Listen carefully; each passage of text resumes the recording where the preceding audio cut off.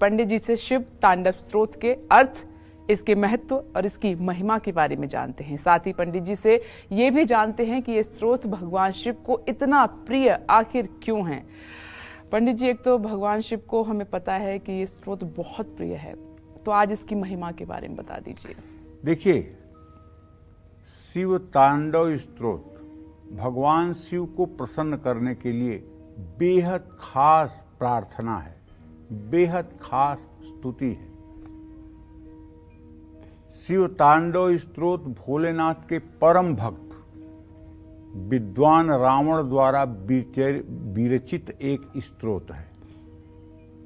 यह स्तुति छंदात्मक है और इसमें बहुत सारे अलंकार हैं।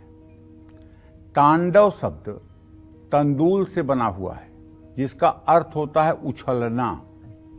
तांडव यानी पूरी शक्ति, पूरी ऊर्जा से उछलना होता है, जिससे दिमाग और मन शक्तिशाली हो सके। हमारे यहाँ पुराणों में कथा आती है कि रावण जब अपना पुष्पक विमान लेकर के जाना चाह रहा था, तो बीच में कैलाश पर्वत आ गया और कैलाश पर्वत को उसका पुष्पक विमान नहीं लांघ सकता था, इसलिए उसने पुष्पक को रोक करके और पहाड़ को ही हटाना चाहा, पर्वत को ही हटाना चाहा।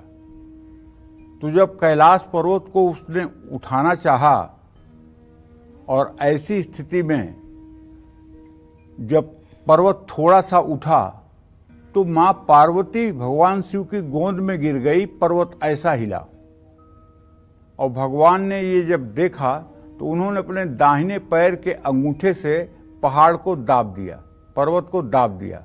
अब जब उन्होंने पर्वत को दाबा तो उसके सभी हाथ पहाड़ के नीचे दब गए। रावण के दोनों हाथ कैलाश पर्वत के नीचे थे, वो भी शिव जी के दबाव से दब गए। भयंकर पीड़ा से पीड़ित रावण ने, वैसे कुछ शास्त्रों में यह भी लिखा हुआ है कि उसने एक सिर काटकर उसकी वीणा बनाई, लेकिन मुझे लगता है कि जब उसके दोनों हाथ दबे हुए थे तो वो सिर कैसे काट सकता है, इसलिए ये शास्त्रों के भेद की बात है। लेकिन जो बात हर जगह सार्वभौम सत्य है वो ये है कि पीड़ा से बिलबिलाता हुआ रावण, उसने सामवेद में उल्लिखित भगवान शिव के सभी स्तोत्रों का भीषण चित्कार के साथ गान प्रारंभ कर दिया। रावण इस तरह से मनुष्यों के 1000 वर्षों तक निरंतर इन स्तोत्रों का भीषण चित्कार के साथ गान करता रहा। रावण की कठोर भक्ति और साधना से अंततः भगवान शिव प्रसन्न हुए और उसे इस यातना भरे बंधन से मुक्ति दी। रावण की वही स्तुति शिव तांडव स्तोत्र कहलाई। शिव पूजा के अंत में इस रावणकृत शिव तांडव स्तोत्र का प्रदोष समय में गान करने से या पढ़ने से लक्ष्मी स्थिर रहती है। शिव तांडव स्तोत्र का प्रतिदिन पाठ करने से व्यक्ति को जिस भी सिद्धि की महत्वाकांक्षा होती है वो पूरी होती है। शिव तांडव स्तोत्र का पाठ करने से मन और मस्तिष्क शांत रहता है, जीवन में आने वाली बाधाओं से मुक्ति मिलती है। शिव तांडव स्तोत्र का नियमित पाठ करने वाला व्यक्ति स्वास्थ्य संबंधी रोगों से जल्दी छुटकारा पाता है। क्या है शिव तांडव स्तोत्र, आप भी सुने।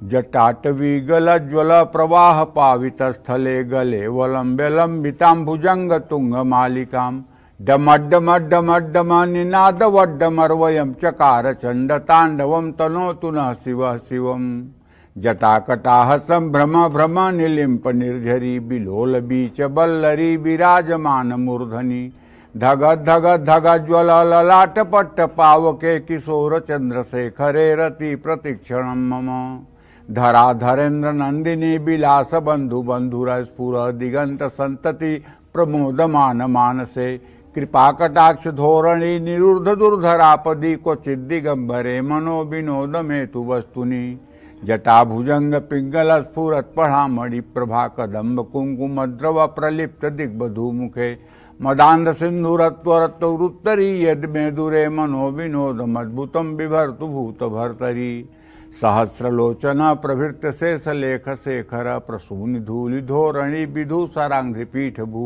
भुजंग राजमालया निबद्ध जाट जूट कह श्री चिराय जायताम चकोर बंधु शेखर ललाट चत्वरज्वल धनंजय स्फुलिंग भानि पीत पंचसायकम नमन निलिंपनायकम सुधामयूख लेखया विराजमान शेखरम महाकपालि संपदे शिरो जटालमस्तु न कराल भाल पट्टिका धगत धगत धगत ज्वल धनंजयाहुति कृत प्रचंड पंचसायके धराधरेन्द्र नंदिनी कुचाग्र चित्र पत्रक प्रकल्पनैक शिल्पिनी त्रिलोचने रतिर्मम।